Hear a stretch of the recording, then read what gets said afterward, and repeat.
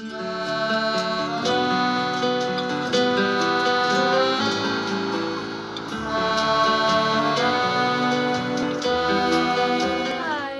my name is Natalie Rocke, and I have a cello studio with the Virginia Glick Pierce Young Musicians Program affiliated with Miami University. My students are ages middle school through high school, and they are all within the intermediate level. Today, we will be working through an etude, Fuillard's number 14, and it is targeted towards intermediate students, but anybody can get something out of this. So let's get started.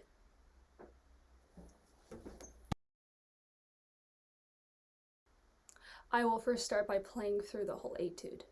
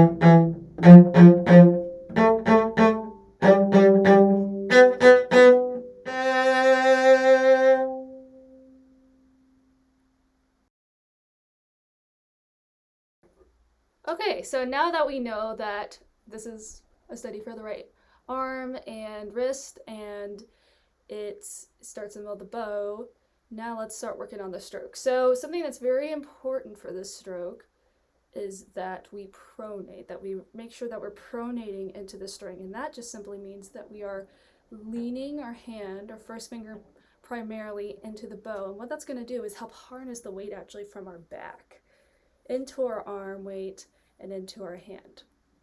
So that's going to help with that. So something we can do to help emulate the sound is something called juicy grapes. And so juicy grapes are referring to, so when you have a juicy grape, when you crunch down on it, it has like that nice round sound when you crunch down on it.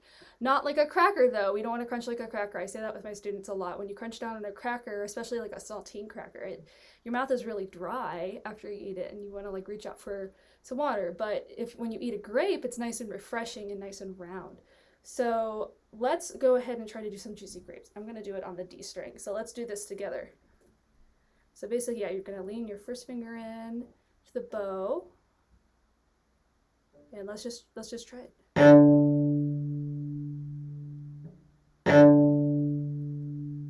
So something that could be really helpful with this is using pizzicato to help us get that sound. Do you hear that nice pop?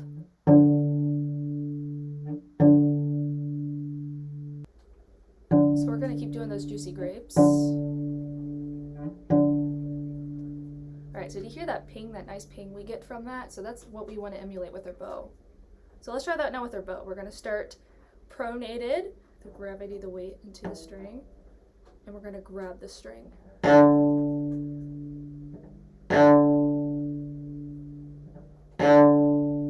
Now you try. Okay, now if you're having a little issues with hearing that nice ping ring, right, because we don't want this. So you're catching the string, but you're not releasing it. So you're getting a crunchy cracker. So something that I like to do is when I'm having trouble hearing the differences is starting with the pizzicato and then continuously making that comparison. So let's do it together right now. Ready, go.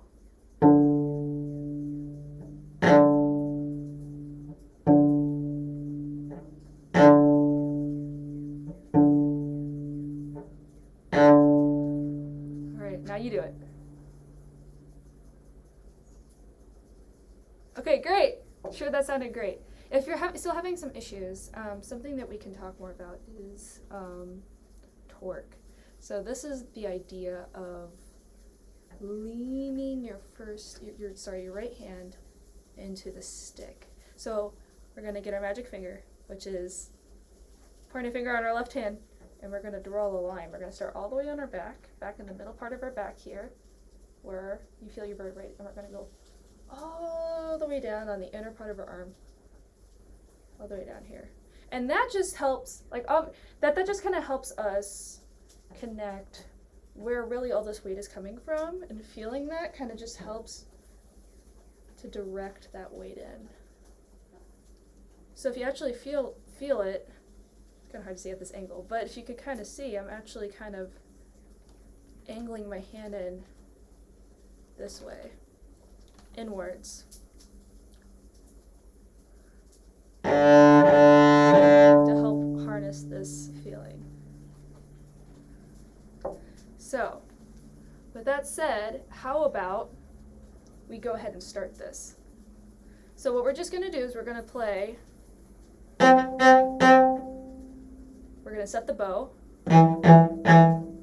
set the bow, set the bow. Because something that a lot of us like to do, and I have students that like to do this, is they think, oh, for it to be short, we have to come out of the string, right? Because as soon as you come off of the string, right, that sound is stopped. But actually, in actuality, it makes it a lot trickier to actually catch the string in that way, because it's kind of hard to catch it. It kind of just gets kind of bouncy, which sometimes we want a bouncy stroke, but here we're not looking for that. So something to keep in mind is, just because you might just be like a centimeter above the string, that still means you're out of the string. So that's something to kind of look out for. So with that said, we're going to work on playing that note, rolling to the next string, not coming off of the string, not right. Roll, make sure we're in the string.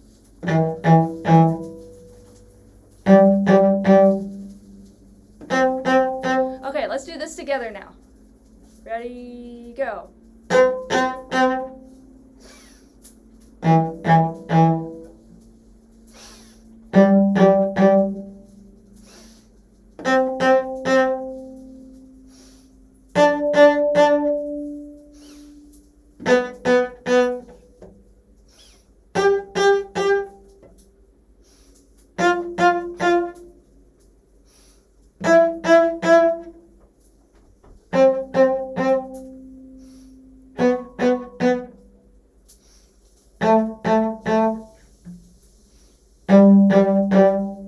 Okay, so that should kind of give you an idea of where to start with this. So if you're still having some issues, because it is a process, something you could probably incorporate into this is, and make it more interesting,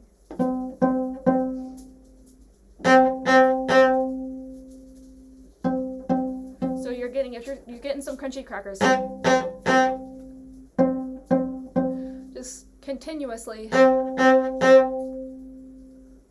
go back between these two. And if you're still having trouble, you could just think, am I putting weight into where I need to go with that torque? So that's just something to think about with that. There are many examples of rep that this kind of technique is used in, but I thought it would be best to use some Suzuki examples. The first example that I'm going to use is from Song of the Wind, and it is in the first Suzuki book.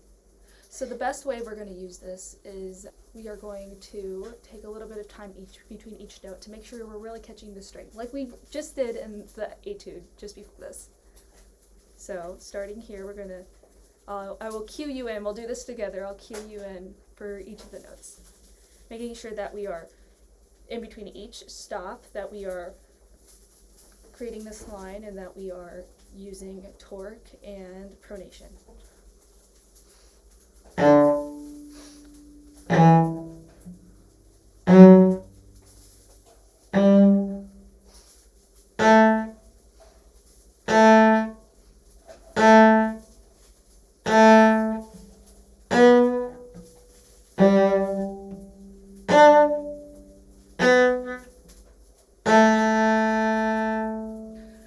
so that's that, pretty slow. So let's take the pauses out now. Just slightly faster. All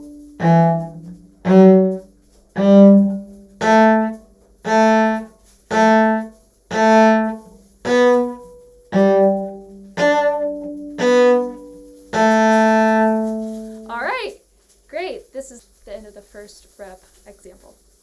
So Song of the Wind was our beginner level example in Suzuki rep. So I thought it would be a great idea to incorporate an intermediate level example, and for that I have Sonata in C major by Braval, and it's the first song in Book 4, Suzuki. So the particular excerpt that I am referring to is first shown at measure 29 through 30 on the first page. And this is just a little trickier, so instead of being right next door, like in Song of the Wind, D to A, we're going between G and A and D, C and D. So we want to make sure, definitely make sure we're in the middle of the bow for this. And we're just going to do kind of what we did for the first time. We're going to take a little bit of time between each notes to make sure that we have enough time to roll over to that string. Not picking up. I know it's going to be pretty tempting to want to pick up the bow to go to the next string because there is a string in between, but trust me, rolling over is going to be a lot easier to get there efficiently and sound the best. Get the result we want. Ready, go.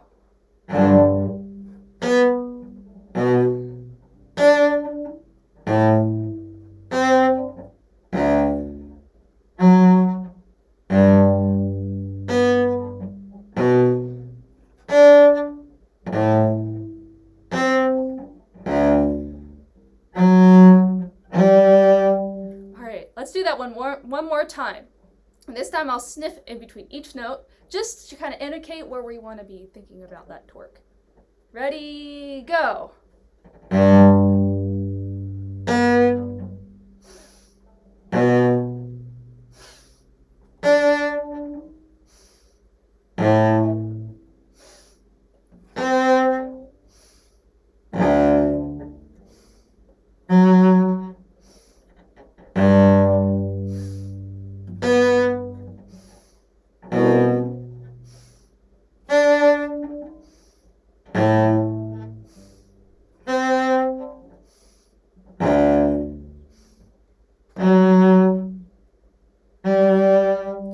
So that's start to learning the beginning of that. A little excerpt there and breaking that down. How about we do that just more in tempo without the stops in between, but still at a relatively slow tempo. Ready, go.